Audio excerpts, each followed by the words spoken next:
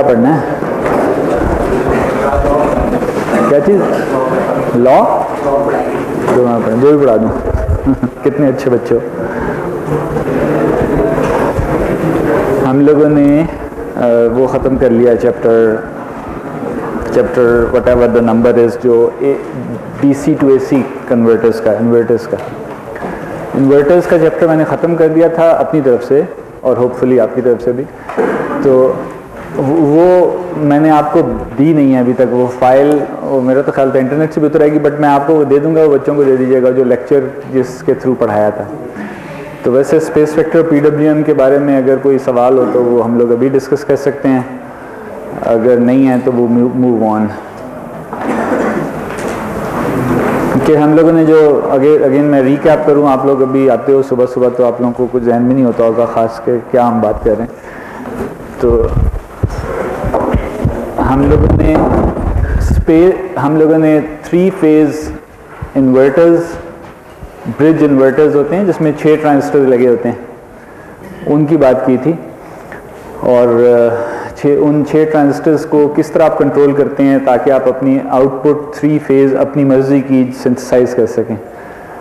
वो 3 फेज़ जो आप आउटपुट बना रहे हो वो नॉर्मली हमारी डिज़ायर होती है साइनसॉइडल 3 फेज़ सिस्टम बनाने की, और 3 फेज़ सिस्टम की रिक्वायरमेंट ये होती है कि उसके तीनों फेजेस की वोल्टेजेस को या करंट्स को अगर हम किसी इंस्टेंट पे भी सम करें तो सम 0 होना चाहिए, क्योंकि उसमें कोई न्यूट्रल कनेक्शन होता ही नहीं है। ठीक है, 3 फेज इन्वर्टर जो 6 ट्रांजिस्टर से मिलकर बनता है उसमें सेंटर पॉइंट कोई नहीं होता, 3 ही तारें निकलती हैं उससे। 3 तारों की वजह से उसमें न्यूट्रल एग्जिस्ट नहीं करता और इस वजह से न्यूट्रल पे करंट भी एग्जिस्ट नहीं कर सकता। न्यूट्रल का करंट अगर ना हो तो तीनों फेजेस का जो करंट है that must sum down to 0। सही है ना? कॉन्सेप्चुअली ये बात समझ में आती है ना?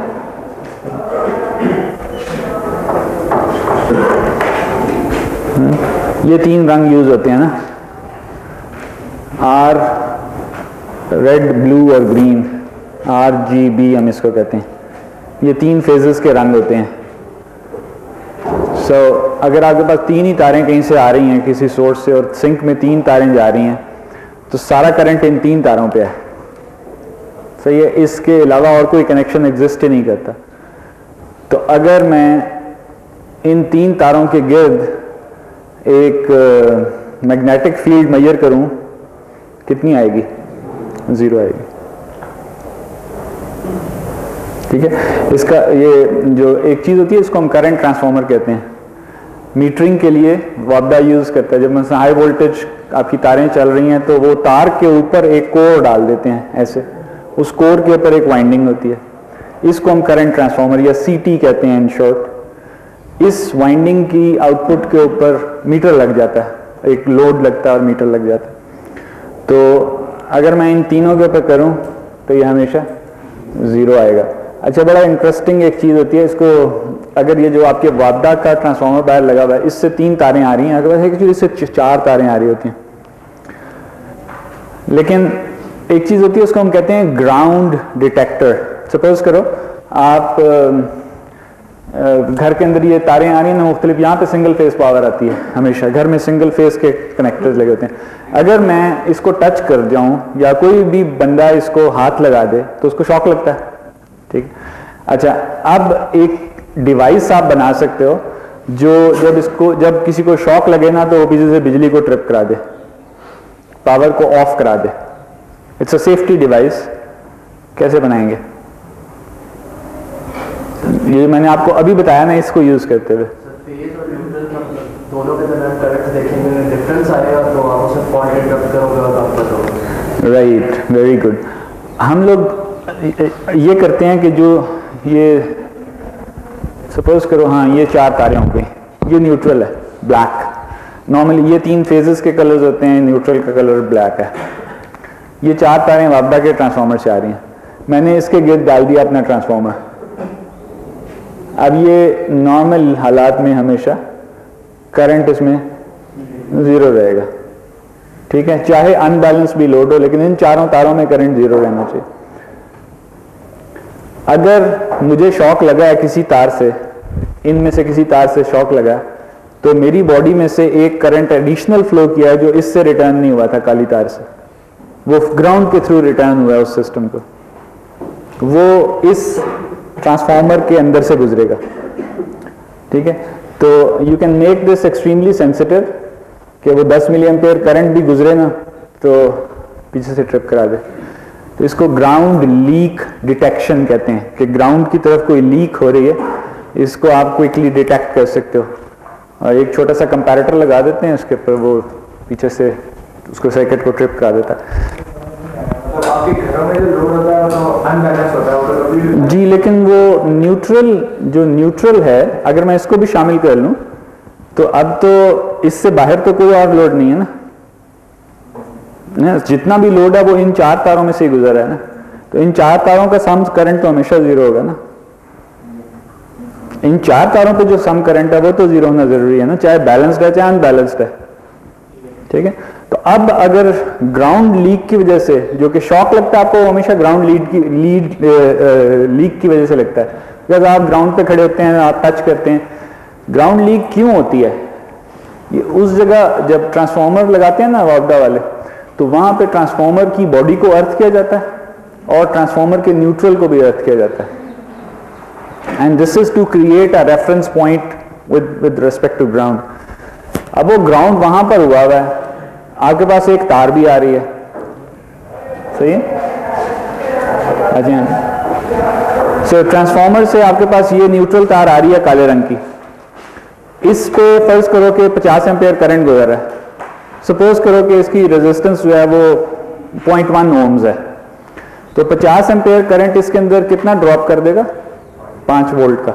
Now that 5 volt drop, of course ये 5 वोल्ट का ड्रॉप वैसे तो 220 वोल्ट में कोई इतना बड़ा नहीं है, लेकिन अगर एक एडिशनल पाथ बनता है यहां से ग्राउंड की तरफ, तो उसको ये 5 वोल्ट में से गुजरने के बजाय वो ग्राउंड में से गुजरता है करंट। उधर जो ग्राउंड, इसमें अगर आपको यहाँ पे दिखाऊं, ये ट्रांसफार्मर हुआ ना, सपोज ये ट्रांसफार्मर है, इसके अंदर से 3-4 तारें निकल रही थी, इसको मैंने यहाँ ग्राउंड कर दिया, ये लोड में ले गया,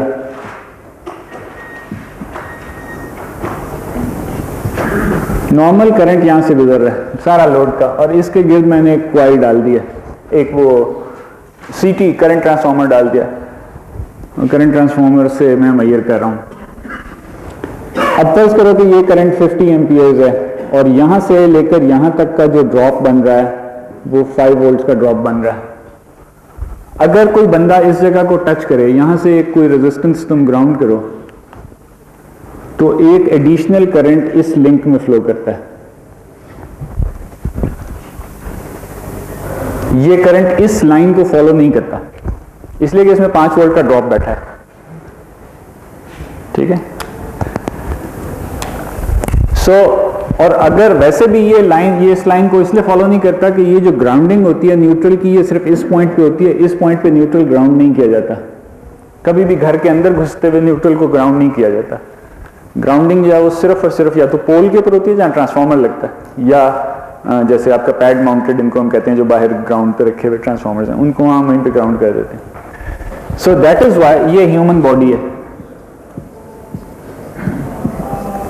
तो यहां से आपको शॉक लगेगा और वो इमीडिएटली इसके ऊपर एक करंट को इंडिकेट करेगा, वो किसी भी फेज में से आ रही हो, and that will trip the circuit breaker. जो यहाँ पे तुमने सर्किट ब्रेकर कहीं लगाया हुआ होगा वो ट्रिप होगा और सब ये खत्म हो जाएगा। ओके, ये तो खैर एक इंटरेस्टिंग एप्लीकेशन थी। The point that I wanted to make was कि अगर तुम्हारे पास सिर्फ 3 तारें हैं और ग्राउंड न्यूट्रल नहीं है, तो इसका मतलब है कि सारा करंट इन 3 तारों में से गुजर रहा है और इसका सम 0 होना चाहिए। और यही चीज वोल्टेज के लिए भी ट्रू होती है कि जब मैं कोई रेफरेंस, किसी एक पॉइंट को रेफरेंस लेके 2 का वोल्टेज मेजर कर सकता हूँ। Only 2 voltages are independent, the third one is dependent, and based on that हम लोगों ने फिर बात की थी, एक क्लार्क ट्रांसफॉर्मेशन की बात की थी। क्लार्क ट्रांसफॉर्मेशन जो थी वो उसको एक प्लेन के ऊपर क्वाड्रेचर एक्सिस के ऊपर मैप कर देती थी, जो आपके 3 फेज की वोल्टेजेस होती थी। मतलब VA, VB और VC को उठा के VD और VQ में ट्रांसलेट कर देते। और now you have 2 independent quantities to deal with and you can form vectors जब तुम अगर ये मेरे पास 3 सोर्सेज हैं, एक ग्रीन चल रहा है और एक उसका वो दूसरा तीसरा वो ये चल रहे हैं आपके ब्लू और रेड, किसी भी इंस्टेंट के ऊपर आप एक वर्टिकल लाइन ड्रॉ करें। अगर मैं इसको थोड़ा सा आपके लिए बना दूं, सपोज करो कि ये तुम्हारा एक फेज है, ये तुम्हारा दूसरा फेज है और ये तुम्हारा तीसरा फेज है। गोल जो होता है हमारा वो होता है, फर्ज किया मैं यूं मूव कर रहा हूं ना, इस तरह मूव कर रहा हूं, टाइम इस तरफ चल रहा है। इन्वर्टर की आउटपुट किसी इंस्टेंट पे ये होनी चाहिए, अगले इंस्टेंट पे ये होनी चाहिए, अगले इंस्टेंट पे ये होनी चाहिए, इसी तरह ना इन्वर्टर की आउटपुट को इस तरह मूव करते चले जाना है। तो अगर मैं इसको कहूँ ये मेरा फेज लेट्स से फिर फेज ए है, ये फेज बी है और ये फेज सी है, तो ये फेज सी आ गया हमारा। So let's say starting at this instant मुझे ये पता है कि ये फेज सी का होना चाहिए, लेट्स से 175 वोल्ट्स के ऊपर होना चाहिए, इसको 0 पे होना चाहिए और इसको -175 वोल्ट पे होना चाहिए।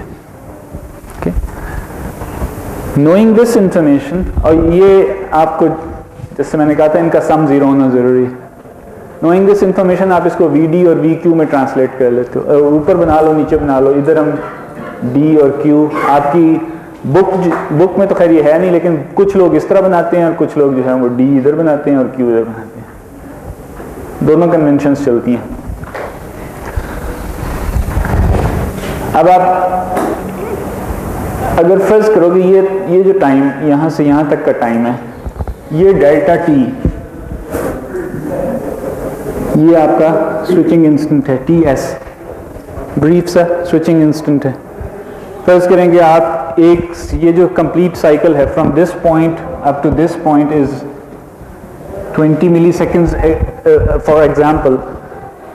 20 मिली सेकेंड्स का मतलब होगा कि ये 50 हर्ट्ज की साइन वेव है, और सपोज करो कि ये तुमने 100 माइक्रो सेकेंड्स रखा हुआ है, TS 100 माइक्रो सेकेंड्स रखा हुआ है, इसका मतलब है कि तुम्हारी जो स्विचिंग फ्रीक्वेंसी है वो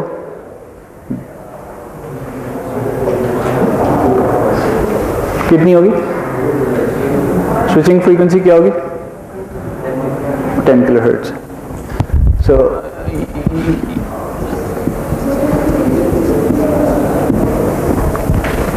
ठीक है, अब ये वो छोटा सा पीरियड जो है ये एक साइकिल है, और इसके दौरान जो इन्वर्टर का गोल है, इन्वर्टर ने ये करना है कि इन 3 फेजेस के ऊपर यहाँ पे 175 वोल्ट, यहाँ पे 0 और यहाँ पे -175 volt on the average generate करे, क्योंकि वो तो स्विचिंग हो रही है ना, और वो फुल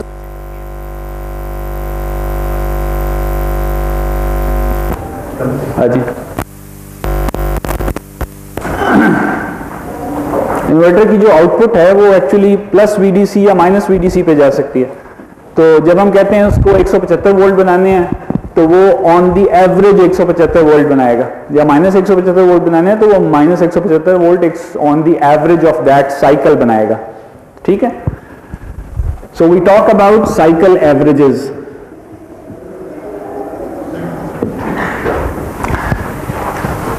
सही है, ड्यूटी साइकिल बेसिकली क्या होता है, आप कहते हो कि जी मैंने अपना बक कन्वर्टर होता है ना, बक कन्वर्टर में आप कहते हो इनपुट वोल्टेज Vs है और output voltage D times Vs है। एक्चुअली तो वो स्विच हो रही होती है, लेकिन आपकी जो एवरेज होती है वो ये होती है। जब वो फिल्टर होती है तो फिल्टर होने के बाद वो सारी कहानी वो स्विचिंग वाली खत्म हो जाती है, and you are left with only the average values. यहां भी एग्जैक्टली वही हो रहा है कि हम कहते हैं कि हमने इतनी देर के ऊपर जो एवरेज वोल्टेजेस हैं वो ये और ये बनानी है, बस उससे अगले इंस्टेंट में क्या बनानी है, मैं उससे अगले इंस्टेंट TS यहाँ पे बनाता हूँ और मैं कहता हूँ अच्छा यहाँ पे ये एवरेज है, इन दिस में be let's say 30 volts, this average में be something like 150 volts, and this में बी ये अब नीचे चली गई है 30, 51, 80 हो जाएगी। सही, ये नीचे को मूव करे, सम जो है वो 0 रहना चाहिए। सही है ना, समझ में आ रही है बात। तो इस अगले TS के अंदर मैंने ये वाली 3 वोल्टेजेस जनरेट करनी, उससे अगले TS के अंदर मैंने उससे अगली 3 वोल्टेजेस जनरेट करनी, उससे अगले TS के अंदर मैंने उससे अगली 3 वोल्टेजेस जनरेट करनी। तो इस तरह मैं साइकिल बाय साइकिल चले जा रहा हूं। यहां पे कहीं भी ये कंस्ट्रेंट नहीं है कि ये साइनोसॉइड होना जरूरी है। यहां पे सिर्फ एक कंस्ट्रेंट है, वो ये कि जो ए बी और सी है उसका सम 0 होना चाहिए। This is the only constraint you have. अगर मैं इस वेव फॉर्म को कोई और बना दूं तो वो वैसी बन जाएगी, कोई मसला नहीं, ठीक है, आउटपुट वैसी सिंथेसाइज हो जाएगी। अगर आप ट्रायंगुलर वेव बनाना चाहते हैं ट्रायंगुलर बन जाएगी आउटपुट के ऊपर, स्क्वायरिश करना चाहते हैं स्क्वायरिश हो जाएगी। स्क्वायर बनाना वैसे मुश्किल होता है, उसकी ज़ाहिर सादा सी वजह है, पर वो हम बात नहीं करते। तो अब सिर्फ ये रह जाता है कि अच्छा इस पीरियड के अंदर मैंने स्टेट क्या रखनी है इन्वर्टर की, या कौन सी स्टेट्स के अंदर मैंने ट्रांजिशन करना है, इसमें मैंने कौन सी स्टेट्स में ट्रांजिशन करना है, उससे अगले में कौन सी स्टेट्स में, उससे अगले में कौन सी स्टेट्स में। ये डिसीजन जो है ये हम इस डोमेन में DQ डोमेन में जाके वो वेक्टर बना के उस वेक्टर को हम देखते हैं कौन से एक्सटेंट में एग्जिस्ट करता है, उस जगह से हम उसके एंगल शेंगल निकाल के तो हम उसकी स्टेट निकालते हैं, कौन सी स्टेट में, फिर टाइमिंग निकालते हैं कि कितने टाइम के लिए उधर रखना है इधर रखना है। Okay, so that is how state vector PWM works.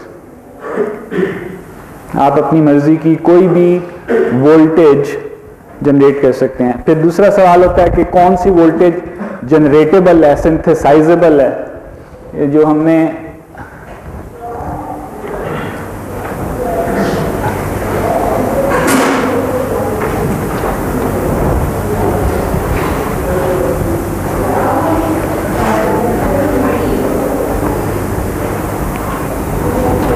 ये था ऐसे नहीं, किस तरह होगा, आज 1 2 3 4 5 6 कुछ इस तरह की चीज़ है ना, ठीक है। तो ये आपकी स्टेट्स होती हैं, ये 2 स्टेट्स, ये एक ये स्टेट है, एक ये स्टेट है, एक ये स्टेट है, एक ये स्टेट है, ये स्टेट। सिंथेसाइजेबिलिटी जो होती है वो ये होती है, इसके अंदर इंस्क्राइब्ड सर्कल जो है, इसके अंदर से टच करता हुआ सर्कल, ये वो रीजन है जो आपका इन्वर्टर बना सकता है।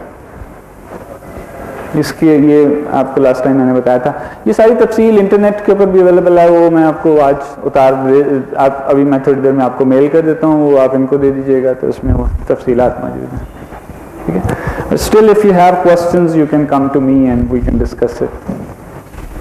सही है, पिक्चर बन रही है दिमाग में कि हो क्या रहा है।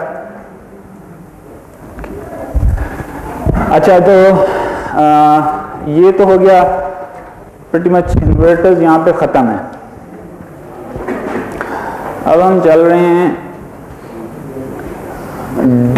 AC से DC की तरफ कि रेक्टिफिकेशन का जो प्रॉब्लम है। So we now talk about rectification.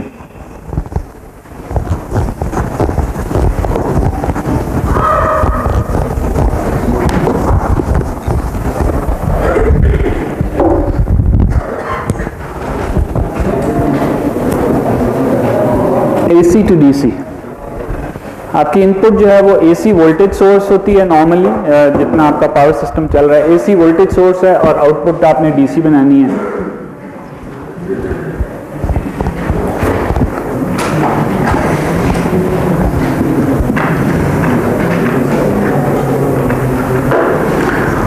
एक आइडियल रेक्टिफायर जो होगा वो ऐसा होगा कि सिंगल फेज आइडियल रेक्टिफायर की हम बात करते हैं।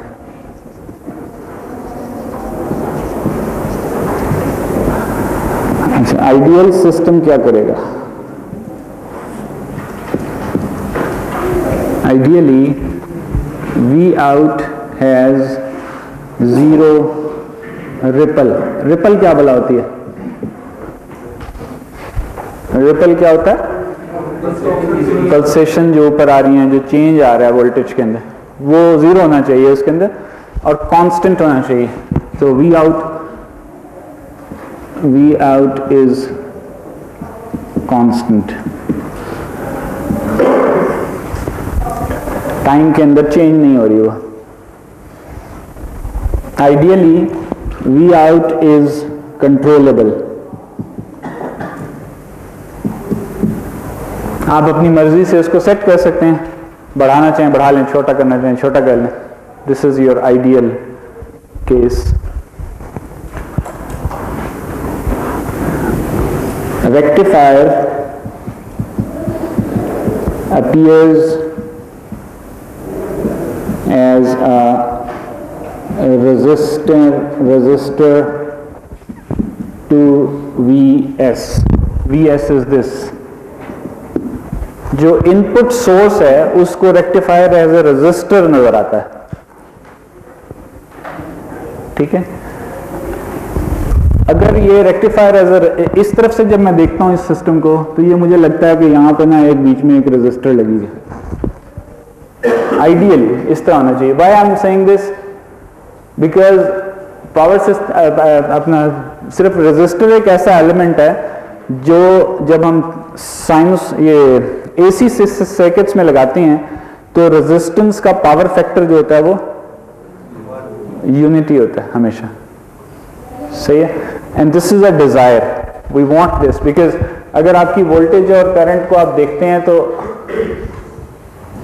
ये ना सिर्फ इन फेज होती हैं बल्कि उसकी शेप भी वही होती है हमेशा. आगे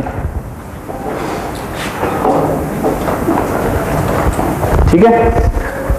वोल्टेज और करंट की शेप और फेज जो होता है वो एक ही होता है. ये पावर सिस्टम के लिए सबसे बेहतर चीज है, क्योंकि इसके अंदर जब हम कहते हैं कि पावर फैक्टर 1 है, इसका मतलब क्या होता है? हम by the way power factor होता क्या? जी जी फेज डिफरेंस नहीं होगा. पावर फैक्टर फिजिकली आप मतलब अगर हम सिर्फ अंग्रेजी में उर्दू में बात करेंगे, पावर फैक्टर क्या भला होती है? पावर फैक्टर क्या हेल्प क्यों इंपॉर्टेंट है, क्या चीज होती है? लोड की अपन इंफॉर्मेशन दे रहा है, कितना कैपेसिटिव है, कितना इंडक्टिव. उससे क्या फर्क पड़ता है? Why do we call it power factor? Sir मतलब आपकी पावर किस सिचुएशन में आइडियल होती है, कहाँ पे अगर मैं रेजिस्टिव कर दूँ, कैपेसिटिव कर दूँ, इंडक्टिव कर दूँ, कहाँ पे ज़्यादा इंक्रीज होती है, कहाँ पे ज़्यादा डिक्रीज होती है, उस हिसाब से ये फैक्टर डिटरमिन करता है. सर रियल और अपेरेंट पावर. रियल और अपेरेंट पावर का क्या रेशियो होती है? हाँ बिल्कुल ऐसे ही है. रियल और अपेरेंट पावर की रेशियो होती है. So why is that? What is apparent power? Apparent power किसको हम कहते हैं जी? सर इंडक्टेंस की रिएक्टिव पावर और रियल पावर. क्या दोबारा बोलिएगा कि magnitude of real power and reactive power. नहीं, तो दो चीजों का मैग्नीट्यूड को हम क्या करेंगे तो उससे हमारी अपेरेंट पावर बनेगी. सर जो रिएक्टिव पावर होती है वो इमेजिनरी होती है सर. इमेजिनरी तो नहीं होती. अगर इमेजिनरी होती तो फिर तो मसला ही कोई नहीं था, फिर तो बड़ी जिंदगी आसान थी ना. It's a power that keeps going back and fourth. तो वो लोड कभी सोर्स बन जाता है, कभी वो एग्जैक्टली अगर हम प्योर इंडक्टेंस लगा दें तो आधे साइकिल में पावर इंडक्टेंस के अंदर आ रही होती है, आधे साइकिल में पावर इंडक्टेंस में वापस जा रही होती है ना. उस सूरत में हम कहते हैं पावर फैक्टर 0 है. अगर प्योर इंडक्टेंस है तो पावर फैक्टर 0 है. तो क्या मतलब क्या है इस बात का कि पावर फैक्टर 0 है? इसका मतलब यह है कि इसका इंग्लिश में या उर्दू में मतलब यह है कि आप कोई जो पावर इस्तेमाल हो रही थी, एक होता है जो यूजफुल वर्क हो रहा होता है और एक होता है जो आपको एक्टिविटी नजर आ रही होती है. वो नस पाज वाला लतीफा आपने सुना होगा ना, वो जब बंदर को बादशाह बना दिया था तो वो कभी उसको समझ नहीं आती थी क्या करे. वो कभी दरख्त पे इधर चढ़ता था, फिर कभी उधर चढ़ता था, फिर कभी उधर. उन्होंने कहा कि जंगल में उधर आग लग गई है. वो कहता है फिर उसने यही करना शुरू कर दिया, फिर ज़्यादा तेजी से दौड़ना शुरू कर दिया इधर. तो लोगों ने कहा कि अच्छा सर वो आग जो है वो फैलते फैलते यहाँ पे आ गई है, तो कुछ करें. कहता मैं कर तो रहा हूँ, जो मैं कर सकता हूँ मैं तो वो कर रहा हूँ. तो ये 0 पावर फैक्टर वाली बात है. तो वो बंदा पावर तो खूब लगाया जा रहा है, लेकिन जिधर होना चाहिए ना उधर 0 है. ठीक है. ये हमारी कौम भी यही करती है. काफ़ी सारी हमारे इधर दादी साहब इस तरह करते हैं. वो ये रिकॉर्ड नहीं करें कर ले, वैसे क्या फर्क पड़ता है. अच्छा, तो पावर फैक्टर 0 ये होता है, या पावर फैक्टर पुअर ये होता है कि आप नस पाइप तो बहुत कर रहे हैं लेकिन यूजफुल काम थोड़ा कर रहे हैं, और आप जितना ज़्यादा डायरेक्टेड कोई काम कर रहे हैं, जितना ज़्यादा आपका फोकस बढ़ता चला जा रहा है, उतना आपका पावर फैक्टर यूनिटी की तरफ जा रहा है। और जब एग्जैक्टली यूनिटी है, इसका मतलब है जितना आप एफर्ट पुट इन कर रहे हैं उतनी आउटपुट आ रही है। ठीक है? अच्छा, नहीं, कैपेसिटिव पावर फैक्टर कभी कैपेसिटिव नहीं होते। पावर फैक्टर जो होता है वो it's a number. Power factor जो है वो 0 से 1 के दरमियान एक नंबर होता है। ठीक है? जब वो 0 है, इसका मतलब है कि वो बिल्कुल जो आप जितना बीच में डाल रहे हो निकल कुछ भी नहीं रहा। जब वो 1 होता है तो इसका मतलब जितना डाल रहे हो उतना निकल रहा है। अगर आप इंडक्टेंस या कैपेसिटेंस की टर्म्स में देखें तो वो वहां सिर्फ हो ये रहा होता है कि एक के केस में करंट लीड कर रही है, एक के केस में करंट लैग कर रही है, लेकिन पावर फैक्टर के पॉइंट ऑफ व्यू से वो एक ही बात है। मसलन जब मैं कहूँ कि पावर फैक्टर 0.5 है, चाहे मैं कैपेसिटेंस लगा के कर लूँ, चाहे मैं इंडक्टेंस लगा के कर लूँ, फ्रॉम द पर्सपेक्टिव ऑफ वापडा वो एक ही बात है। वापडा को तो पीछे ज्यादा करंट्स मिल रही हैं, ट्रांसफॉर्मर्स में ज्यादा करंट्स हैं, मगर यूजफुल वर्क नहीं हो रहा। जब आप इसको अगर आप जनरेटर के पर्सपेक्टिव से देखें तो जनरेटर फर्स्ट का एक डीजल जनरेटर था, जो है बाहर लगा हुआ है डीजल जनरेटर। अगर आप इस डीजल जनरेटर को चला रहे हैं और पावर फैक्टर 0 है लेकिन करंट जो है वो फुल है, हो सकता है आप इस पर इंडक्टिव प्योर इंडक्टिव लोड डाल दीजिए या प्योर कैपेसिटिव लोड डाल दीजिए, तो इसकी करंट अगर ये फर्स्ट किया 100 एम्पेयर करंट दे सकता है तो ये 100 एम्पेयर पे पीक कर जाएगा कि, और इसमें से कोई यूजफुल पावर ड्रॉ नहीं हो रही होगी। इसका क्या मतलब है कि पीछे जो जनरेटर का जो इंजन है उसको पता भी नहीं होगा, क्योंकि यूजफुल काम कोई नहीं हो रहा ना, वो बिल्कुल ऐसे चल रहा है जैसे इंजन आइडल करता है, उस पर कोई लोड नहीं होगा। लेकिन जनरेटर फुली लोडेड होगा, जनरेटर में से जितनी करंट गुजर सकती थी उतनी गुजर रही होगी। तो हो ये रहा है कि सिस्टम जिस तरह डायमेंशन किया हुआ था, जिस तरह आपने डिजाइन किया था कि वो 100 एम्पेयर देगा, वो 100 एम्पेयर दिए जा रहा है बेचारा, लेकिन यूजफुल काम बीच में से कोई नहीं हो रहा। पीछे जनरेटर पीछे जो इंजन है वो भी अनलोडेड चल रहा है। तो इस सिस्टम का बेहतर यूज तो ये था कि जो इंजन जितनी हॉर्स पावर के लिए डिजाइन था उतनी हॉर्स पावर उससे निकाले जाते। एफिशिएंसी 0 हो जाती है ना, पावर फैक्टर 0, इसलिए कि आउटपुट ही कोई नहीं है तो एफिशिएंसी पीछे से कुछ ना कुछ डीजल तो वो खा ही रहा है। सो ये कहानी होती है। Now when we say the rectifier needs to appear as a resistor to Vs, that means कि इसका पावर फैक्टर 1 होना चाहिए। और ये सिंगल फेज के या 3 फेज के केस में ये उस वक्त होता है जब फेज वोल्टेज और फेज करंट दोनों बिल्कुल एक शक्ल की हों और दोनों बिल्कुल एक फेज में एग्जिस्ट करती हों। ठीक है? In other words, I sub s should be proportional to V sub s, and this is only possible in case of Ohm's law. Ohm's law यही कहता है ना कि I जो होती है वो वोल्टेज के प्रोपोर्शनल होती है with the proportionality constant of 1/R. ठीक है? ओके, एक और मैं आपको इंटरेस्टिंग यहाँ पे बात बताऊं कि ये अगर सिंगल फेज सिस्टम है और मैं आपसे पूछूं कि इसकी इंस्टेंटेनियस पावर क्या कर रही है, कैसे होगी? कौन बताएगा? क्या कर रही है? तो वो साइन वेव ही बनेगी। कैसे? यहां पे क्या वैल्यू होगी? कितनी होगी? 0 होगी। वाई? दोनों मल्टीप्लाई हो रहे हैं, 0 मल्टीप्लाई हो रहा है, 0 हो जाएगी। इस पॉइंट पे क्या होगी? मैक्स पे जाएगी। लेट्स सपोज कि यहां पे चली जाती है। ठीक है? इस रीजन में वो किस तरह फॉलो करेगी हम बाद में भी देख लेते हैं। इस पॉइंट पे क्या होगी? इस पॉइंट पे क्या होगी?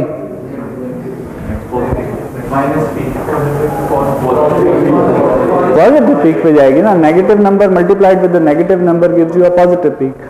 सो ये इसी हाइट के पे जाएगी, यहां पे जाएगी। सो अब बताएं ये कौन सी शक्ल बन रही है? Is it a sine wave? Is it something else? Half rectified नहीं है।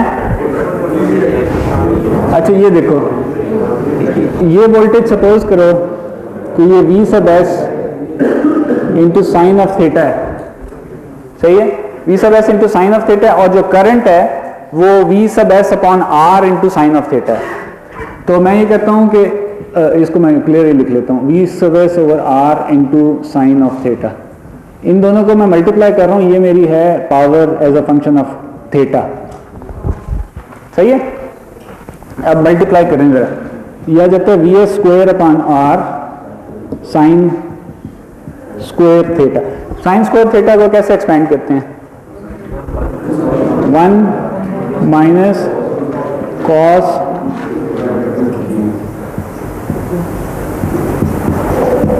ये तो कांस्टेंट आ गया, इसको 2 को भी बाहर निकाल दो, यहाँ पे कांस्टेंट पे हिस्सा बना लो इसका। तो ये फंक्शन है 1 minus cosine of 2 theta. 1 minus cosine of 2 theta is a function like this. It's a cosine minus cosine function shifted up because it is 1 minus. सही। अच्छा तो ये तो हो गई हमारे पास power as a function of theta या as a function of time, power as a function of omega T let's say. अच्छा ये मैंने आपको क्यों बताया कि ये इस तरह होती है। अगर एक सिंगल फेज जनरेटर था, एक सिंगल फेज सिंपल जनरेटर था और उसको आप घुमा रहे हो, सपोज करो आप उसको हाथ से घुमा रहे हो, ये पावर फ्लो कर रही है, यूनिटी पावर फैक्टर है, ये पावर फ्लो कर रही है, आपके हाथ पे क्या फील होगा, झटके लगेंगे। कभी ये बिजली, ये कभी पावर पीक पे पहुंचती है, कभी पावर जीरो पे जाती है।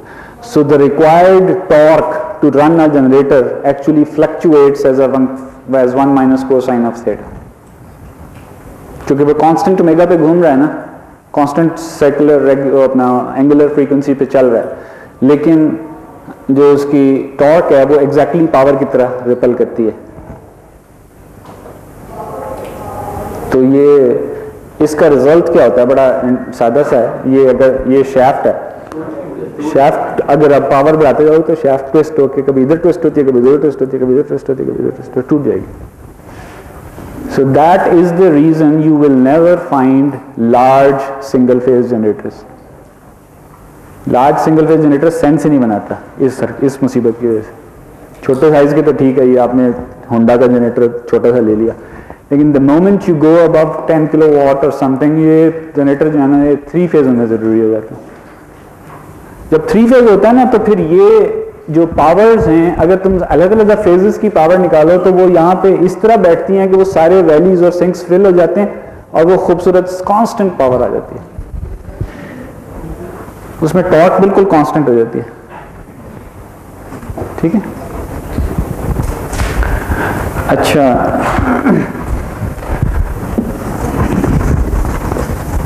हम तो बात कर रहे थे रेक्टिफायर की। सो ये डिजायर्स हैं हमारी,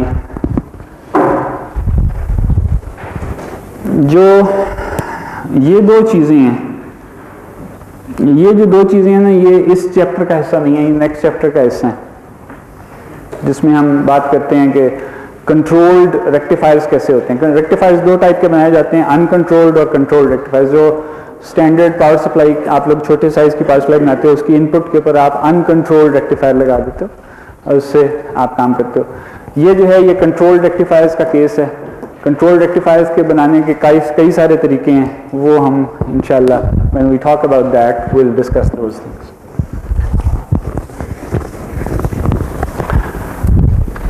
अच्छा, डायोड सर्किट्स जो होते हैं, रेक्टिफायर्स में डायोड्स यूज होते हैं। रेक्टिफायर्स जो अनकंट्रोल्ड हैं वो तो प्योरली डायोड बेस्ड होते हैं, ठीक है। लेकिन interestingly diode circuits, although they appear very simple, they become very complex, mind teasers बन जाते हैं बड़े मजे से। डायोड सर्किट्स को अगर वेव फॉर्म्स थोड़ी सी कॉम्प्लेक्स होनी शुरू हो जाए ना, तो वो आपको काफ़ी तंग करना शुरू कर देते हैं कि ये डायोड कब ऑन होगा, ये डायोड कब ऑफ होगा, इसकी उनकी कहानी।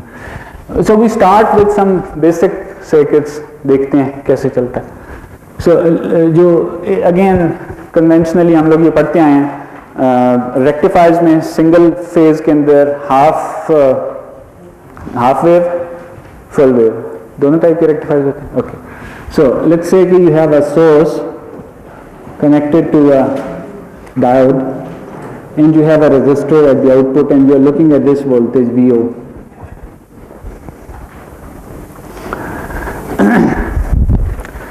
So, आपकी वोल्टेज आपको सबको पता है कि कैसी होगी. अगर ये आपकी इनपुट है जो Vs है, तो आपकी आउटपुट जो होगी वो ये हो जाएगी. ठीक है, लोअर पार्ट, ये आइडियल डायोड के साथ हम बात कर रहे हैं. डायोड्स हम इस केस में जितने भी हैं वो सिर्फ हम आइडियल को कंसिडर करेंगे. ठीक है, अगर ये केस हो, मैं आपसे ये पूछूं कि ये बताइए इसकी आउटपुट की एवरेज वैल्यू क्या है, वोल्टेज की एवरेज वैल्यू क्या है, वो आप निकाल सकते हैं. VO एवरेज कितनी है जी, कैसे निकालेंगे? हाँ ना यार, करके दिखा. अच्छा अच्छा अच्छा, शर्म आ रही है तो फिर क्या फर्क पड़ता है? क्या VS square VS divided by pi by 2, that means 2 VS upon pi. आओ ना देखना, आ जाना, तेरे नंबर काट लूंगा मैं अगर बैठा रहेगा तो. बताएं, नहीं पहले आप ये बताएं प्रोसेस क्या होगा. कैलकुलेट करने के लिए हम कहाँ से शुरू करेंगे, कैसे करेंगे जी? बिल्कुल ठीक कहा आपने. लिखिए फंक्शन, आप लिख लें VS साइन ऑफ थीटा है आपका फंक्शन.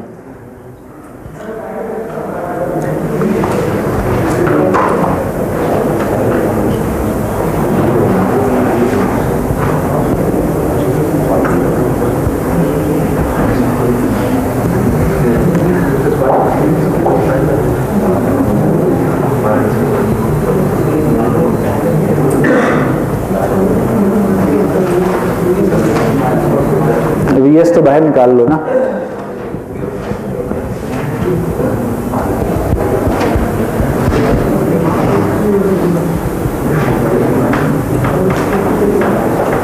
नहीं, ये पाई क्या लिख दिया? VS था ना. हाँ जी,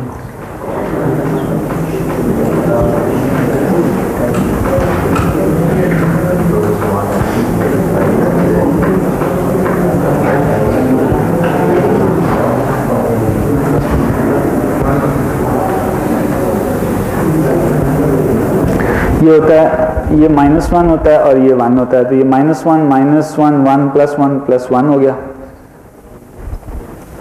तो this is VS over pi, not 2 VS over पाई, है ना. वो होता है फुल वेव के केस में. वो आपको याद जो है वो फुल वेव वाला. सही है ना. प्रोसेस सबको पता है कि किस तरह ये निकालना है. यहाँ जो लाइन में करंट फ्लो कर रही है वो कैसी होगी? वो भी इसी तरह की होगी. जैसे चूंकि ये रेजिस्टेंस में से वोल्टेज, रेजिस्टेंस का जो वोल्टेज है वही लाइन का करंट. तो this will be your line current. For half cycle it will conduct, the rest of the half cycle there will be nothing. Okay.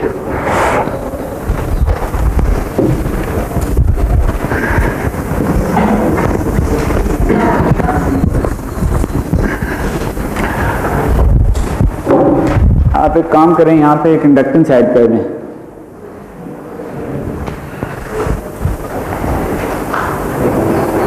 तो इसको पहले ना सादा करते हैं. हम कहते हैं ये है ही नहीं, ऐसे है pure inductance connected to this guy. ये क्या होगा?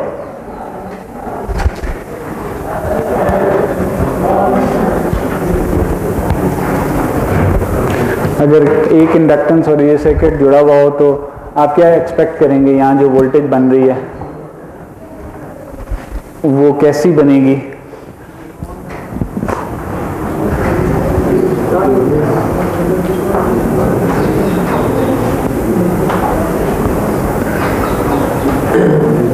कैसे निकालेंगे कि डायोड जो है वो कब ऑन होगा कब ऑफ होगा? और ये देखो, ये बिल्कुल सादा सर्किट है, बिल्कुल सिंपल। इस पे मैं आपसे चैलेंज कर रहा हूँ कि मुझे बताएं कि डायोड कब ऑन होगा कब ऑफ होगा। जी, फुल साइकिल के लिए ऑन होगा। जस्टिफाई करें। सर हाफ साइकिल के लिए एनर्जी स्टोर करेगा, और जब ये ऑफ होगा तो ये कहते हैं इंडक्टर रिवर्स करेगा, वोल्टेज रिवर्स हो जाएगा। हाँ नहीं, फुल साइकिल के लिए वोल्टेज ये होगा कि हाफ साइकिल से आगे लग रहे हैं कि जब तक इंडक्टर की एनर्जी पूरी जीरो नहीं कर देता जो उसमें स्टोर होगी। Right, okay. ये जो इन्होंने स्टेटमेंट दिया ना, ये ज़्यादा अच्छी है, ज़्यादा अपीलिंग है। आपने जो स्टेटमेंट दिया वो ठीक है, लेकिन जो जस्टिफिकेशन है वो थोड़ी सी, मतलब it's not exactly clear. Situation अगर मैं यहाँ पे एक रेजिस्टेंस ऐड कर दूँ ना, तो फिर आपको वो जो उन्होंने बात की उससे ज़्यादा चीज़ अच्छी तरह समझ आएगी। लेकिन अगर फर्ज करो ये नहीं था, तो अभी ये हो रहा है कि स्टेटमेंट वही ट्रू है कि जब तक इंडक्टर में करंट प्रेजेंट होता है, इंडक्टर उस करंट को व्हील करता चला जाता है, चलाया जाएगा। सही है। अब अगर मैं, जो इंपॉर्टेंट चीज है हमें ये देखने के लिए कि डायोड कब ऑन होता है और कब ऑफ होता है, उसके लिए हमें जो डायोड में से गुजरने वाला करंट है उसको देखना होता है। हमने ये देखना ना डायोड कब रिवर्स बायस हो रहा है। डायोड कब रिवर्स बायस होता है? जब उसमें से करंट गुजरना खत्म हो जाता है, जीरो हो जाता है। नेचुरली करंट जीरो हो जाए और डायोड के ऊपर वोल्टेज उलट जाए, ये वो स्टेट होती है जब डायोड कंडक्शन बंद कर देगा। अब ये देखना है कि करंट इसमें कैसे फ्लो करता है। जब हम ये इसका पॉजिटिव साइकिल शुरू होता है और इसमें कोई करंट ना हो, सपोज करें इनिशियली करंट जीरो था, तो इसके ऊपर वोल्टेज भी जीरो था। ये वोल्टेज राइज करना शुरू करता है तो डायोड फॉरवर्ड बायस होता है। इसमें कोई वो मुश्किल नहीं है समझने में।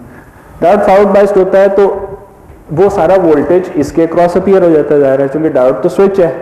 जब ऑन हुआ तो 0 वोल्ट्स हैं, तो this whole voltage appears across this guy. Okay, अब ये साइकिल आ रहा है। इस दौरान आपका इंडक्टर के अंदर करंट किस तरह बिहेव करता है? Ramp up,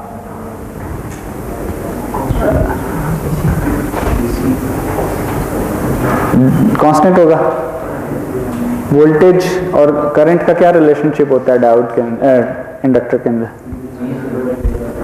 LdI/dt। तो जो करंट है वो होता है 1/L V dt। VL जो भी इंडक्टर पे वोल्टेज अप्लाई कर रहे हो उसको इंटेग्रेट करते चले जाते हैं हम, डिवाइड करते हैं L से और इंटेग्रेट करते चले जाते हैं to find the value of the current in the inductor. As long as voltage across the inductor is a positive number, ठीक है, as long as the voltage across the inductor is a positive number, your current is always increasing, because ये आपका integration curve बढ़ता चला जा रहा है। अच्छा, तो इसका मुझे ये समझ में आता है कि इस पॉइंट तक वोल्टेज पॉजिटिव है ना इंडक्टर पे, तो इसका मतलब है कि इंडक्टर का वोल्टेज जो है वो इंक्रीज करता रहेगा up to this very point. वो कौन सी शेप फॉलो करेगा? वो इस इंटीग्रल के अंदर से निकलने वाली शेप फॉलो करेगा। साइन को अगर मैं इंटीग्रेट करूं तो क्या बनता है? कोसाइन बनता है। Okay, so this is the shape it will follow. ठीक है, it will be a shifted up cosine wave. ठीक है। अच्छा, अब जब ये यहां पहुंचता है तो ये इस जगह पर इसका di/dt जो है वो 0 हो जाता है, क्योंकि हमें पता है कि di/dt वोल्टेज के साथ लिंक्ड है और वोल्टेज 0 हो गया, इसलिए उसका di/dt भी 0 हो गया। ठीक है, लेकिन जो करंट की वैल्यू है वो तो इतनी बड़ी है, इतना बड़ा करंट फ्लो कर रहा है। ये करंट जाहिर है इस डायोड को ऑफ तो नहीं होने देगा, ये करंट डायोड में से आ रहा है। तो ऑल्दो ये वोल्टेज अब रिवर्स हो जाता है, मगर ये करंट कंटिन्यू करना चाह रहा है, तो ये उतना ही वोल्टेज बना रहा है जितना इस पे चल रहा है ताकि करंट चलता चला जाए, और जब वो करंट चलता चला जाएगा तो वो इस डायोड में से गुजरता चला जाएगा और वो इस कोसाइन वेव को फॉलो करते हुए यहाँ पे आएगा।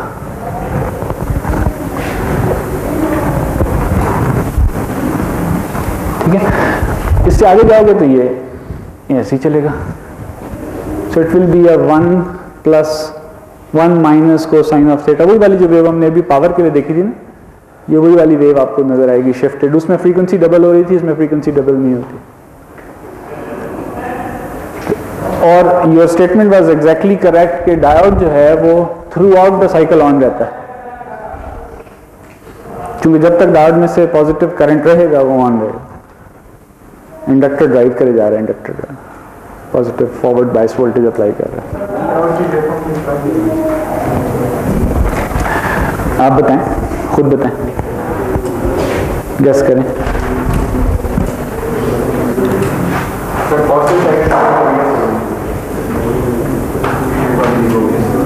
उसके बाद 0 हो जाएगी। तो फिर आप ये बताएं कि वी आउट है क्या, वी एल नहीं है? अगर वी एल 0 हो जाती तो करंट कांस्टेंट ना हो जाता। तो इसमें तो कांस्टेंट, हमने खुद देखा है कि ये करंट यूं जा रहा है, करंट यूं इसलिए जा रहा है कि ये वाला वोल्टेज इस पे अप्लाई हुए चले जा रहा है। जब डायोड ऑन है तो इसका मतलब है कि ये वोल्टेज एग्जैक्टली बराबर है। You don't even have to think about it because it's a switch, it is a turned on switch, this is sitting in parallel with this. तो जो भी सोर्स का वोल्टेज है वो आपके लोड का वोल्टेज है। ठीक है, जब डायोड ऑफ होता है तब वोल्टेज बदलेगा, लेकिन हमारे केस में, इस केस में डायोड ऑफ ही नहीं होने दे रहे हम, तो इसलिए the same voltage will be across the load inductance. सही है। अगर हम यहां पर ऐड कर देते हैं रेजिस्टर, अब क्या होगा?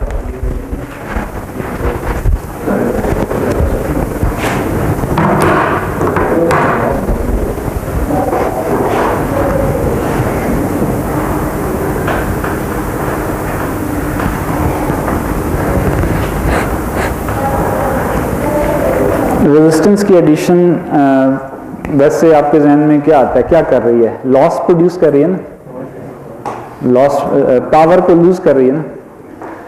तो इसका मतलब यह है कि एक तो खैर जब ये पॉजिटिव साइकिल आता है उस वक्त जो पावर इसमें लूज हो रही होती है वो इस सोर्स से आ रही होती है। जब ये नेगेटिव साइकिल में जाता है करंट का ड्राइवर ये बन जाता है। ठीक है, जिस वक्त ये नेगेटिव साइकिल में होता है तो उस वक्त जो इसमें स्टोर्ड एनर्जी थी वो व्हील बैक हो रही होती है, और जब ये रेजिस्टेंस 0 था तो उसमें चूंकि जितनी एनर्जी इसने स्टोर की थी उतनी एनर्जी रिटर्न करता है, इसलिए उसका टाइम भी उतना ही लगता था जितनी देर में वो आधे साइकिल के अंदर। इस केस में ये होगा कि चूंकि वो पार्ट ऑफ द एनर्जी इसके अंदर डंप भी हो रही है तो इसलिए वो एनर्जी क्विकली डिसिपेट हो जाती है। मतलब अगर आप वैसे सोचें तो इसका ये मतलब जब वो क्विकली डिसिपेट होगी तो इसका मतलब है कि वो जल्दी करंट 0 पे पहुंचेगा, और जब वो जल्दी पहुंचेगा तो इसका मतलब है कि वो पहले इससे पहुंच जाएगा 0 पे। So it would do something like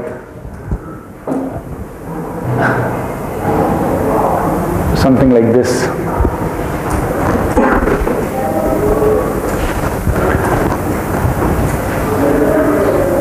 और जब ये यहां पहुंच जाएगा तो उस वक्त जो मेरी आउटपुट वोल्टेज बनेगी वो डिफरेंट हो जाएगी। अब आउटपुट वोल्टेज जो है ना, मेरी आउटपुट वोल्टेज ऐसी हो जाएगी।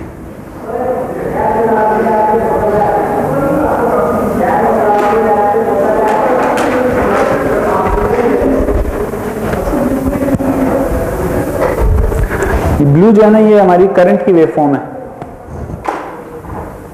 IL या IS कह लें इसको, जो भी कह लें।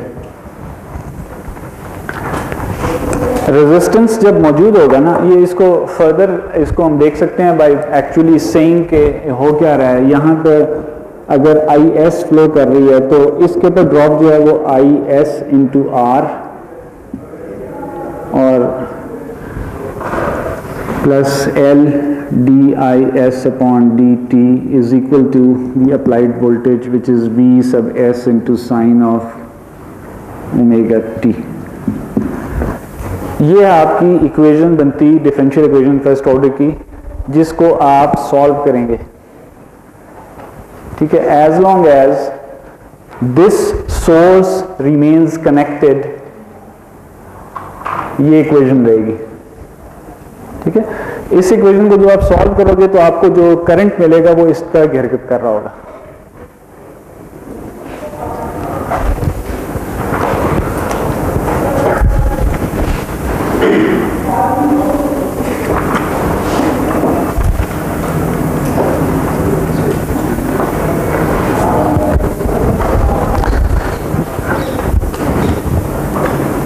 ये एक एग्जाम्पल पिक्चर है, ये वाली है थोड़ी छोटी बनी हुई तो शायद आप लोगों को इतना क्लियरली नज़र ना आ रही हो, बट ये उसने करंट की वेव फॉर्म दिखाई है और ये इसने वोल्टेज जो अपीयर होता है वो दिखाया है।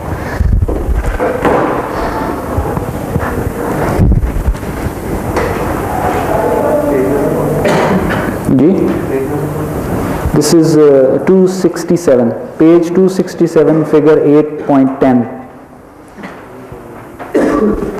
ये सेक्शन है 8.3.3 RL लोड का, रेजिस्टिव एंड इंडक्टिव लोड का, और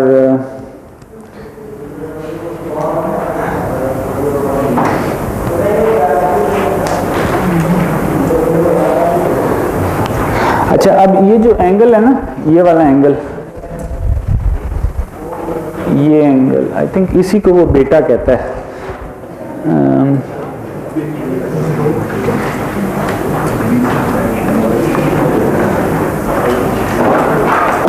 नहीं, this angle I think he's calling this probably beta, इसने क्लियरली इंडिकेट नहीं किया।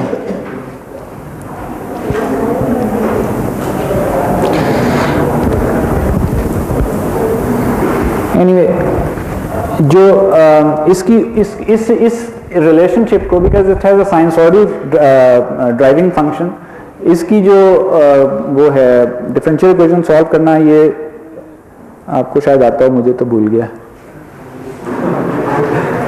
कर लोगे इसको सॉल्व? कब पढ़ा था डिफरेंशियल इक्वेशंस का कोर्स? हैं? वो उस वक्त पढ़ा था, उसके बाद नहीं पढ़ा? सेकेंड सेमेस्टर में पढ़ा था, तो तुम भी भूल गए हो।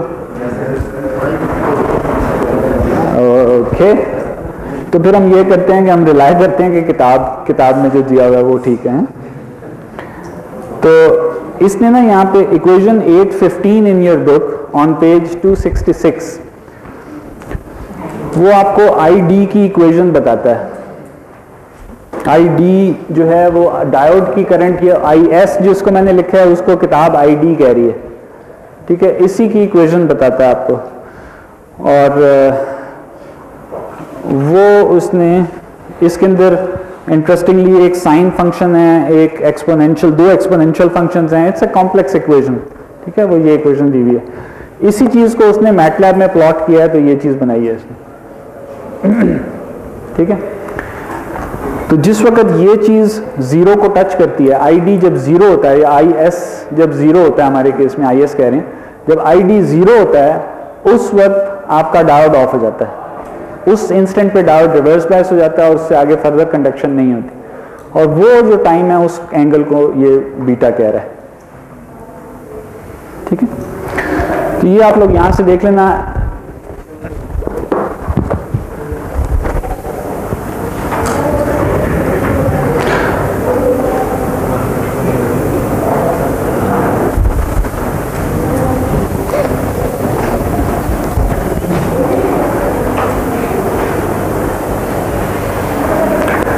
ओके,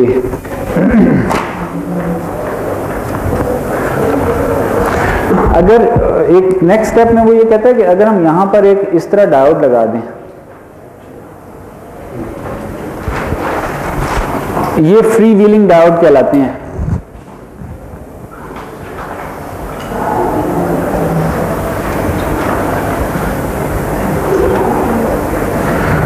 फ्री व्हीलिंग डायोड्स वो होते हैं जो नेगेटिव नहीं होने देते वोल्टेजेस को,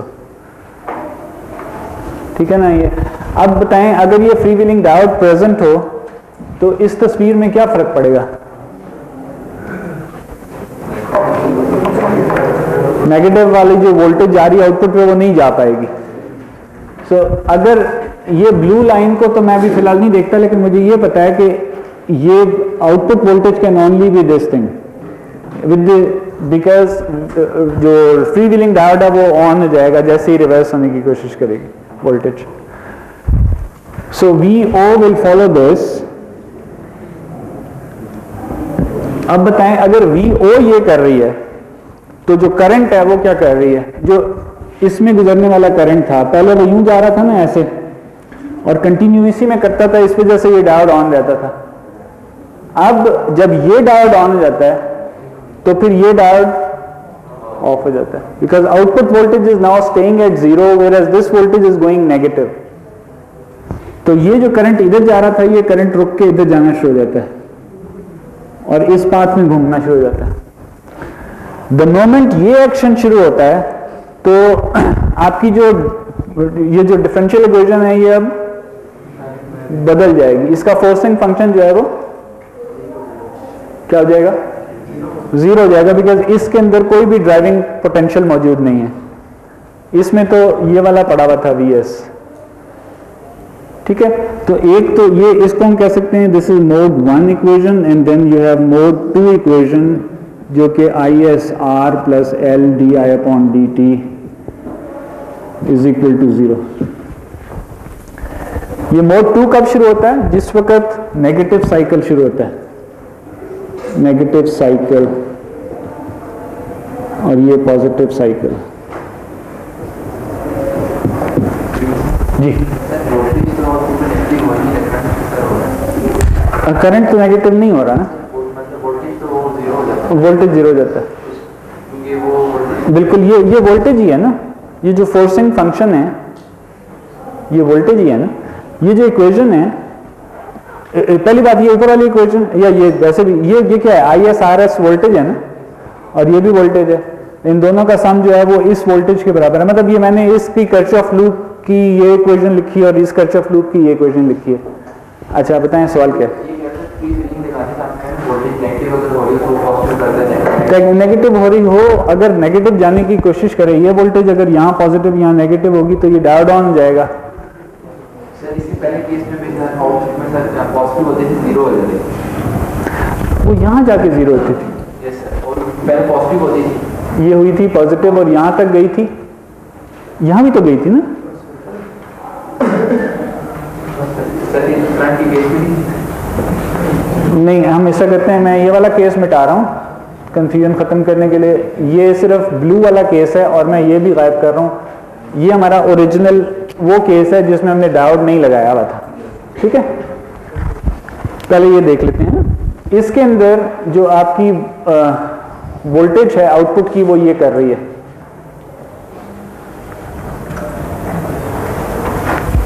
इस दौरान जीरो चली जाती है, ठीक है। ये जीरो कब जाती है? जिस वक्त आपका ये डायोड करंट ब्लू वाला जीरो हो जाता है। जब जीरो हो जाता है तो डायोड ऑफ हो जाता है। जब डायोड ऑफ होता है तो ये चूंकि अपने नेगेटिव साइकिल में से गुजर रहा था, ये देखिए ये वोल्टेज नेगेटिव हुई थी, तो इसका मतलब है ये साइड पॉजिटिव थी, ये नेगेटिव थी, इसके क्रॉस वोल्टेज जीरो हो चुका है, ये डायोड रिवर्स बायस हो जाता है, ठीक है। जब हम यहां पे ये लगा दिया तो ये इससे भी पीछे इस रीजन के अंदर ये भी नेगेटिव नहीं होने देगा। ये पोर्शन जब ये इसके क्रॉस वोल्टेज है ना, ये नेगेटिव होने की कोशिश कर रही है, नेगेटिव हो रही है तो डायोड ऑन हो जाएगा, डायोड ऑन होगा और इसको क्लैंप कर देगा जीरो पे। ये भी अब डॉटेड हो जाएगा, ये तो गायब भी हो जाएगा। So you will get this thing. जब ये होगा तो उस वक्त हमारे पास ये दो मोड्स आ जाएंगे। जो पहला केस था जिसके अंदर हमने ये नहीं डायोड लगाया था, फ्री व्हीलिंग डायोड नहीं लगाया था, उस वक्त हमारे पास सिर्फ एक ही मोड रहता था, क्योंकि उसमें फोर्सिंग फंक्शन कभी भी नहीं बदलता, उसमें एक ही पाथ एग्जिस्ट करता है ये वाला, या पाथ एग्जिस्ट ही नहीं करता तो उसमें कोई इक्वेशन ही नहीं बनती। जब ये आप लगा देते हैं तो आपका दो पॉसिबल पाथ्स एग्जिस्ट करने शुरू हो जाते हैं और उनकी दो सेपरेट इक्वेशंस बनती हैं। इसकी जो इक्वेशन है वो एग्जैक्टली वही, इसका जो सोल्यूशन है वो एग्जैक्टली वही होगा जो पहले केस का था, लेकिन अब उसकी जो रीजन है वो 0 से लेके पाई तक हो जाएगा। जब थीटा इस रीजन में मूव करेगा तो उस वक्त जो करंट है वो एग्जैक्टली उसी तरह बिल्ड होगी जैसे पहले केस में बिल्ड हो रही थी, लेकिन जो इसका करंट का फॉल है यहां से इस पॉइंट से ऑनवर्ड जो इसका फॉल है अब वो डिफरेंट हो जाएगा। सही है ना? ये फॉल अब इस करंट को, इस इक्वेशन को फॉलो करेगा, और ये एक एक्सपोनेंशियल ड्रॉप है। अगर आप देखें तो ये कुछ भी नहीं है ना, एक चार्ज इंडक्टर है, उसमें एक इनिशियल करंट है और वो एक रेजिस्टेंस में अपना डिसिपेट कर रहा है।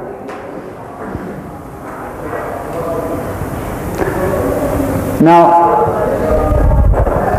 with this setup, with addition of this diode, you run into a possibility कि ये जो करंट है ये by the end of the cycle 0 को हिट नहीं कर रही, क्योंकि ये तो सिंपल एक्सपोनेंशियल ड्रॉप है। अगर वो आगे तक जा रहा है, अगर वो इस तरह जा रहा है, तो वो यहां पे फिर राइज करना शुरू हो जाएगी और करंट ऊपर को मूव करना शुरू हो जाएगी।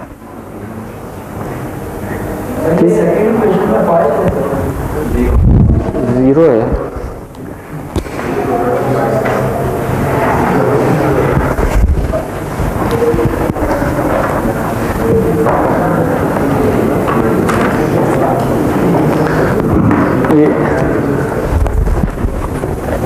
ये तस्वीर इसने दिखाई दी,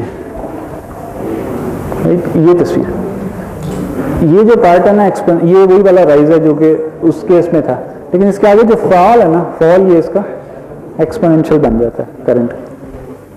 ठीक है जी। सेकंड साइकिल में सर V0 ये है 0 जो फ्री व्हील है, सेकंड साइकिल में V0 0 हो जाएगा। उसकी वजह यह है कि जब ये उल्टा है, इसकी वोल्टेज उल्टी है, तो अगर ये प्रेजेंट ना होता तो ये डायोड ऑन था, ये डायोड ऑन था तो इसके ऊपर जो वोल्टेज थी वो भी उलट जाती है, इसी के बराबर होती है ना। एज लॉन्ग एज ये डायोड कंडक्ट कर रहा है ये वोल्टेज और ये वोल्टेज बराबर रहेंगे, लेकिन जब ये नेगेटिव होती है वोल्टेज तो वो इस डायोड को फॉरवर्ड बायस करती है। ठीक है, अब करंट ये पाथ लेने के बजाय करंट ये वाला पाथ लेना शुरू हो जाती है। तो करंट अगर रेजिस्टेंस से पास होगा तो फिर कोई वोल्टेज ड्रॉप नहीं होना चाहिए जो सर रेजिस्टेंस के ऊपर जाके V0 है, फुल RL के क्रॉस V0। ठीक है, अगर अलग से रेजिस्टेंस पे देखें तो वो अच्छी जाएगी। अगर आप इस रेजिस्टेंस के क्रॉस देख रहे हो तो ये जो करंट है ना, जो करंट की वेव फॉर्म है एग्जैक्टली ये V0 की वेव फॉर्म आएगी। ठीक जी।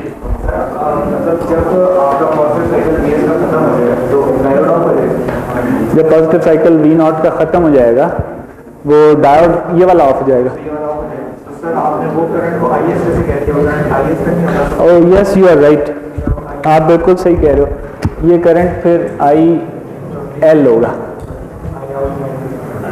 बिल्कुल आप सही कह रहे हो, इस केस में IS वो नहीं होगा, IS जो होगा वो सिर्फ ये पार्ट जो है ऐसे हो जाएगा। This would be your IS, you right. इस पॉइंट पे IS must come down to 0।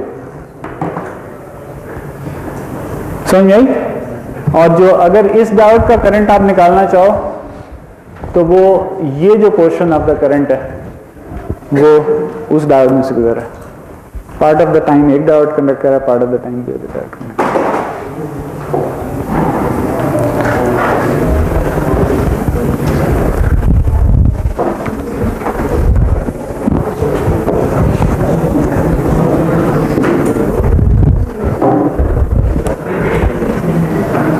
इसी तरह ना आप इसको मजीद इधर नहीं लगाओ, मजीद और सर्किट्स कंसिडर कर सकते हो। मसलन ये एक और प्रैक्टिकल सर्किट है जो कि नॉर्मली हम देखते हैं मोटर के केस में।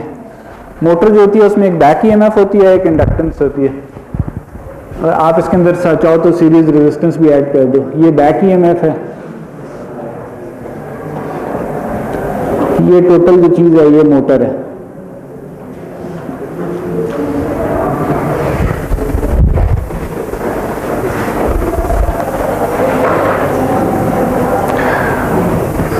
जो नॉर्मली छोटे साइज की मोटरें होती हैं ना, उसमें वैसे ये इंडक्टेंस जो होती है ना, ये नेग्लिजिबल होती हैं। नॉर्मली रेजिस्टेंस होती है और वो होती है। आपने डीसी मोटर का जो मॉडल पढ़ा होगा, इक्विवेलेंट मॉडल, आर्मेचर को जब हम बनाते हैं तो हम एक बैक ईएमएफ बनाते हैं, उसके साथ एक सीरीज में रेजिस्टेंस दिखा रहे होते हैं, जो कि रोटर आर्मेचर रेजिस्टेंस होती है।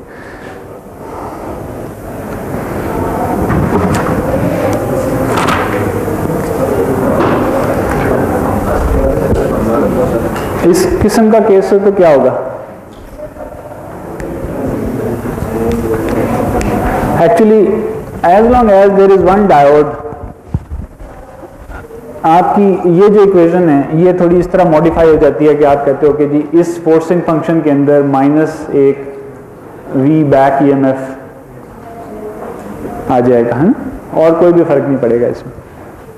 आप इस इक्वेशन को सॉल्व कर लें, so there will be only one mode, there will be no two modes, और आप इसको सॉल्व कर लें, वो जैसी ये करंट थी उससे मिलती जुलती चीज़ बनेगी आपकी,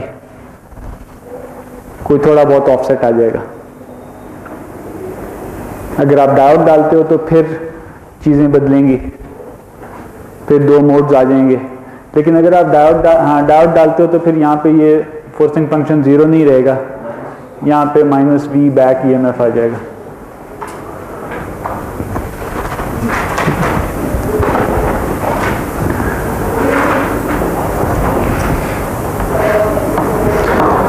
अच्छा,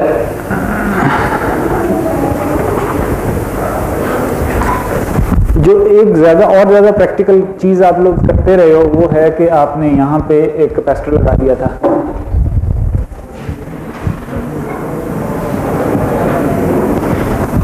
अगर आप ये कैपेसिटर लगा दो तो फिर क्या हो रहा होता है?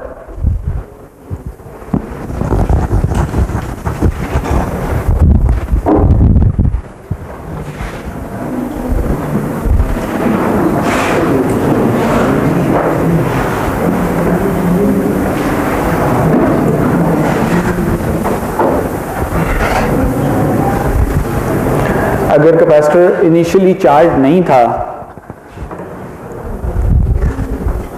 अगर इनिशियल चार्ज 0 था, तो डायोड जो है वो फ्रॉम टाइम t = 0 ऑन हो जाएगा और it will remain on until this point. इस पॉइंट के बाद डायोड ऑफ हो जाएगा, है ना। और उसकी वजह यह है कि ये वोल्टेज बढ़ के इसके पीक वोल्टेज के ऊपर चार्ज हो जाएगी, और जब ये अपने पीक से कम जाएगा तो डायोड रिवर्स बायस हो जाएगा, टर्न ऑफ हो जाएगा। सो अगर मैं करंट को प्लॉट करूं तो करंट जो है वो इस रीजन में, नहीं इस तरह नहीं होगी ना, इतना गलत, ये तो इंडक्टेंस के केस में। करंट जो डायोड की कैपेसिटर की होती है वो क्या होती है? CdV/dt = IC। बिल्कुल सही है। अब इस केस के अंदर जो वोल्टेज अक्रॉस द कैपेसिटेंस है वो क्या है?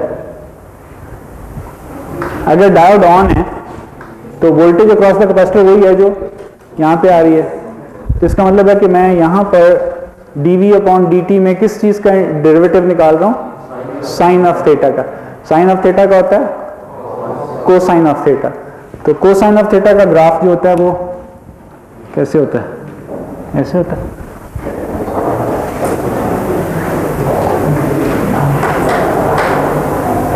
ठीक है, simply scaled by this function, by this factor c। c जितना बड़ा होगा ये करंट उतना बड़ा होगा।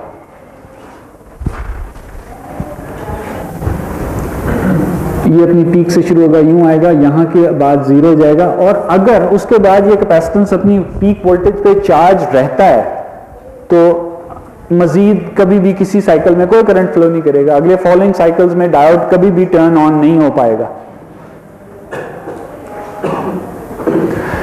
अब अगर हम नॉर्मल जो हम काम करते हैं इस पे हम लोड लगा देते हैं, रेजिस्टिव लोड लगा देते हैं, तो उस सूरत में ऑफ कोर्स ये होता है कि आप जब नेक्स्ट साइकिल में जाते हो तो जो आपकी, सॉरी इससे पहले हम ये कर लेते हैं ना कि इसके ऊपर हम वो बना लेते हैं, आपका जो डायोड का कैपेसिटर का वोल्टेज है वो उसने एग्जैक्टली इस चीज़ को फॉलो करना है और उसके बाद कांस्टेंट हो जाना है, ये V sub C होगा।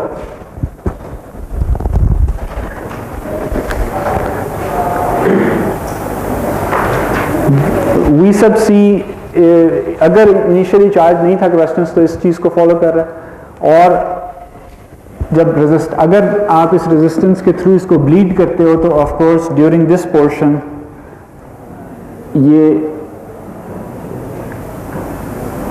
नीचे को मूव करेगा। ये नीचे को जो मूव करेगा ये कौन सी इक्वेशन को फॉलो करेगा जी? Is equal to R C time. हाँ, लेकिन अगर मैं इक्वेशन आपसे पूछूं तो अगर इसकी इक्वेशन लिख दीजिए मुझे उस पोर्शन में जब डायोड ऑफ है, I C is equal to V C into नहीं नहीं नहीं नहीं नहीं नहीं नहीं ये तार कट गई है। वो पोर्शन है ना, जब अब इसके दो मोड्स हैं, एक वो मोड है जिसमें ये डायोड ऑन है, एक वो मोड है जिसमें ये डायोड ऑफ है। जब डायोड ऑफ है मैंने कहा तार कट गई है, ठीक है। जब तार कट गई है तो ये डायोड और ये रेजिस्टेंस पैरेलल में बैठे हैं, कैपेसिटर और रेजिस्टेंस पैरेलल में बैठे हैं, और कैपेसिटेंस के ऊपर एक वोल्टेज है इनिशियल। बताएं क्या इक्वेशन है? यही है ना। लेकिन आई जो है,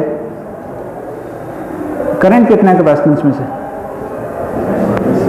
we C upon R is equal to I C. ये है ना वो relationship. But this is equal to C D V upon D T. सही है। तो आपका जो रिलेशनशिप है जिसको आप हल कर रहे हो वो ये वाला है कि D V C upon D T is equal to 1 upon R C into V C. ये आपकी सेकंड इक्वेशन है जिसको आप हल करते हो तो आपके पास वो e to the power minus T upon R C वाली इक्वेशन आ जाती है, ठीक है। So yes, this is exponential drop.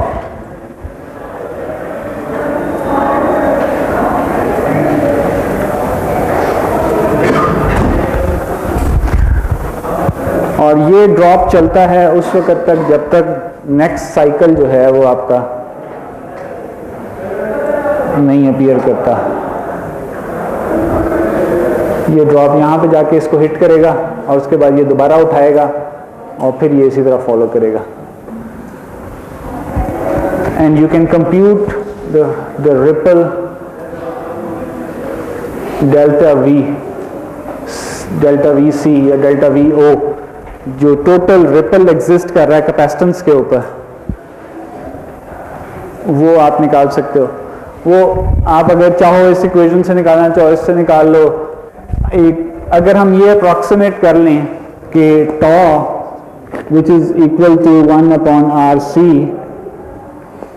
Is much larger than 1 upon F naught, F S कह लो इसको। F S is the source frequency. अगर वो सोर्स फ्रीक्वेंसी 50 हर्ट्ज है तो 1 upon F S is 20 milliseconds. Suppose करो कि 1 upon R C जो कि टाइम कांस्टेंट है, this is larger than 20 milliseconds, much larger than 20 milliseconds. तो ये जो ड्रॉप है ना, ये जो 1 upon T E to the power minus T upon R C का बिल्कुल शुरू का छोटा सा पोर्शन है। And this can be approximated as I sub, ये इसका नाम क्या था, ये वी सब सी था ना। V sub C can be approximated as approximated by a straight line during diode off period। तो डायोड ऑफ है तो हम कह सकते हैं कि ये एक्चुअली ऑलमोस्ट एक स्ट्रेट लाइन को फॉलो कर रहा है, क्योंकि वो उसका बहुत छोटा सा पार्ट है। हमारी जो ये वाली कर्व है इसको हम ना इतने से रीजन में देख रहे हैं। छोटी सी जगह पे देखोगे तो वो आपको एक्सपोनेंशियल लॉ वो नहीं उसका वो नजर आएगा behaviour. And this is true अगर आपका जो टाइम जिसमें आप देख रहे हैं वो टॉ का बहुत छोटा पार्ट हो। अलबत्ता अगर ये बड़ा हो जाए तो फिर आपको ये एक्सपोनेंशियल नजर आएगा। और अगर आप ये कर सको तो उस सूरत में आप ये भी कर सकते हो कि चूंकि आप ये अप्रोक्सीमेट कर लेते हो कि आई सब सी जो है मैं उसको अब कैपिटलाइज कर देता हूं और मैं कहता हूं this is equal to V sub C on the average upon R, and the average value of V sub C actually वो ये वोल्टेज और ये वोल्टेज के दरमियान का पॉइंट है। This is average value of V sub C. ये जो पोर्शन है ये वाला, ये वी रिपल है,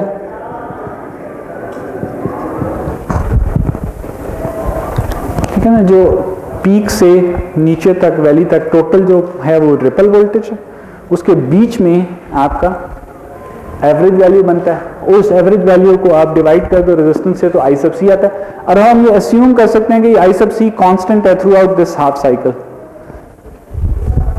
actually this is one cycle, it is one cycle, और ये पोर्शन जो है ये बहुत थोड़ा पार्ट होता है वन साइकिल का। तो हम ये कह सकते हैं कि ये तकरीबन 20 मिली सेकेंड्स ही है, 20 milliseconds in case of 50 hertz. ये अगर वन साइकिल है तो मुझे टाइम का पता है, मुझे करंट का पता है, तो मैं टोटल डेल्टा वी निकाल सकता हूं। सही है, ये इक्वेशंस हैं, ये वाली इक्वेशन है। Delta we is nothing but I sub c divided by c into dt, delta t. So I can find out my delta v to be equal to I sub c, ये वाला, divided by c into delta t. Delta t is 1 upon fs. तो इस तरह मैं approximate कर सकता हूं कि मेरा रिपल कितना बन रहा है। क्लियर है?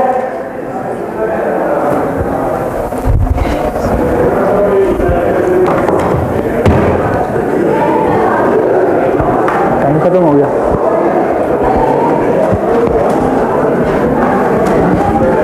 अटेंडेंस दे दी आपने?